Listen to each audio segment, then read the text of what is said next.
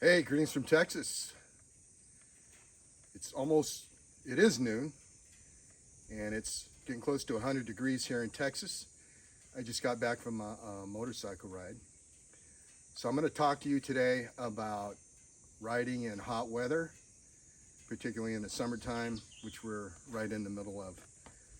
And most of the country and world is experiencing an unprecedented heat wave. So I'm going to show you some equipment and talk to you about how to ride safely in hot temperatures. If you're not familiar with my background, I am a retired police officer. I spent 30 years in law enforcement, 15 of that as a professional motorcycle rider. I was a motorcycle cop. I got paid to ride Harley Davidsons. I was also a law enforcement motorcycle instructor, so I taught police officers how to ride. And I also was a rider coach for the Motorcycle Safety Foundation, and we taught beginning riders. Now, in the Motorcycle Safety Foundation, the beginner rider course, a requirement is that you were not to have any exposed skin during riding. If you didn't have the proper gear, there was always a list of gear to have before you took the class. If you didn't have the proper gear and we couldn't provide it for you, then you went home. So as a police officer, as an instructor, during the first week of training, officers are crashing. They're required by OSHA to wear certain gear. The minimal gear was eye protection, head protection, some type of glove, and high ankle boot. There's no bearskin requirement for OSHA. So I always wore a wool uniform. It was wool shirt. The motorcycle pants for motorcycle officers were 2 layers of wool. They were basically like a cavalry pants with cavalry boots. They were knee-high boots of leather. Under my wool uniform, I wore a bulletproof vest and a helmet. And I always wore that jacket even if it was 100 degrees. In the Bay Area, it would get to be about 105 degrees sometimes. And, I just made sure, and I'm just sweating right now. Because I've had 3 motorcycle accidents, and they're not fun, but I never had to go to the hospital. I walked away because I was properly geared up. Before I retired, I started competing in, I became a member of the Iron Butt Association. I competed in Iron Butt rallies for about 10 years.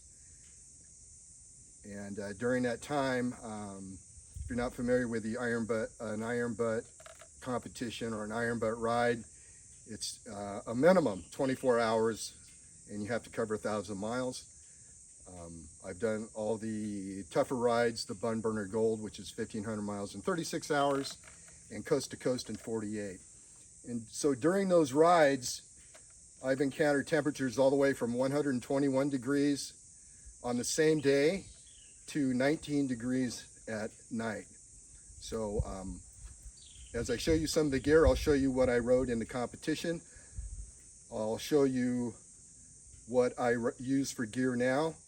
And here's just going to be a quick picture of the police gear I rode, or I wore in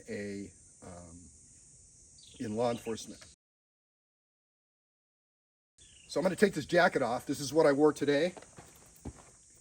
All right, so a big thing for me in riding in the summer, especially I like to ride in the desert. I don't know if you can see my pants. Okay, these are cotton pants. Not great for typically motorcycle riding, but these are tactical pants. They have pockets in here for padding, and I just take my padding from my motorcycle pants and I shove them in there. Now, motorcycle pants, motorcycling is not a fashion show. And as far as I'm concerned, if you care about how you look when you're riding, as opposed to thinking about, just staying healthy and safe, I don't know. I'm not going to tell you my real thought, but anyway. So when you buy motorcycle pants, motorcycle clothing is made for you to be in a riding position. All right, so even though my knees are saggy, when I bend down, the pants walk up, and then that armor, although it's hanging low, will come up. So I'm going to take this off. I'm done riding and I'm sweating. Anyway, I like these lighter colors. You can see how bleached this is from riding in the sun, but it's going to collect less heat from the direct sunlight, and it's going to protect your skin. And that's the big thing about riding in the summer, is keeping the sun off your skin. Okay, now this jacket here, it has vents in the back, vents in the sleeve, okay, vents up here in the front. And as you get going, the air rushing through will billow up this jacket, and my sweat acts as an air conditioner, evaporative cooler. So in the summertime, I like light colors. That beats the direct sunlight, keeping that off my skin. I wear a white helmet, okay? White, proven by the MAID study, Motorcycle Accident Investigation Study. White is the most visible color to the human eye spectrum, and I like to flip up. So in the summertime, when I'm in town in traffic, I could flip this up, get some air. As what happened to me in Iron Butt rallies, it could be 118 during the day, got my helmet up, catching that air. Close it at night for when it's raining or cold. So I like this as an all-weather helmet. Under my helmet, I wear a silky comfort liner. Okay, and my helmet has vents on it. What this does, it keeps my helmet clean, and it also takes the perspiration from my head, wicks it into this, and this acts like an evaporative cooler. Your body is equipped to handle hot weather by sweating. Now, what I see a lot with motorcyclists is they don't like to sweat. So they're going to go out and they're going to wear their wife beater, or they got their vest with all their patches on it, and they have exposed skin. Okay, so you just go out. Are you going to sit in the shade on a sunny day, or are you going to sit out in the sunlight? So when you're on a motorcycle, you are in that sun, you're in the element, so your skin's collecting that heat, and as that moving air goes over you, it is drying that perspiration before it has a chance to cool you off. Now, when you're motorcycling in general, the rushing wind is taking water from your eyes, your nostrils, your mouth, your lips, okay? And so it's very important for you to be hydrated. If you are riding on a 100-degree day, stop. Stop every hour, stop every chance you get, and hydrate, all right? And that means either water or some type of electrolyte replacement drink. Personally, I like to take Pedialyte and dilute it by 1/2 and use that to drink. And typically I would wear a Camelback, so I just had the tube so I could drink while I'm riding. Or I would keep a water bottle in a cup holder or in my tank bag, and that way I could take water. You just have to force yourself to drink. Allow yourself to sweat, okay? If you don't like sweating, then you shouldn't be on a motorcycle, okay? If you don't like the cold weather, you shouldn't be on a motorcycle. I mean, that's just part of the whole experience. But you can overcome those by wearing proper gear. Again, let yourself sweat. You need to replenish that sweat, that coolant, and your body will help you work. As far as this jacket goes, this was one of the first jackets. I got it from the manufacturer with the D3O reactive armor. Okay, it's a molecular armor. It's half as thick as the foam, typical foam that you would find on most motorcycle jackets, and upon impact, the impact, the shock causes a molecular change, and that armor stiffens up. So you can get the same amount of protection having a thinner material, which is great for when I put it in my pants and the pouches on my knees. So let's go look at some of the other gear that I use. Okay, for iron butt competitions, I wore this one-piece Aerostitch suit. Now this is a Gore-Tex. They're not cheap. They're this started when I bought it, was $1,100. And you can see it is faded from the sun. I liked it because I could create a microclimate here by opening this up. It has a vent here in the back, and when I'm at speed, this actually billows up, and I can actually get a chill while I'm riding. It's just when you stop, that's when it gets really hot. I have the reactive armor here in the knees. What I like about Aerostitch suit, number one, Aerostitch motorcycle gear, probably some of the best gear. It's my preferred gear. And this is rated for a 70-mile-an-hour slide on asphalt. Okay, and if you get in a crash and you send them a picture of your suit, they're going to repair it or replace it for free. Underneath, to facilitate the cooling, I would wear LD Rider shorts. LD for long distance rider. Now these were developed through input from the long distance rider community, the Iron Butt Association. It's like a bicycle type material, but it doesn't have any seams where you sit, which was one big complaint. For the men, you have a pouch here in the crotch. There's also LD Rider shirts and cool sleeves, which are just sleevelets.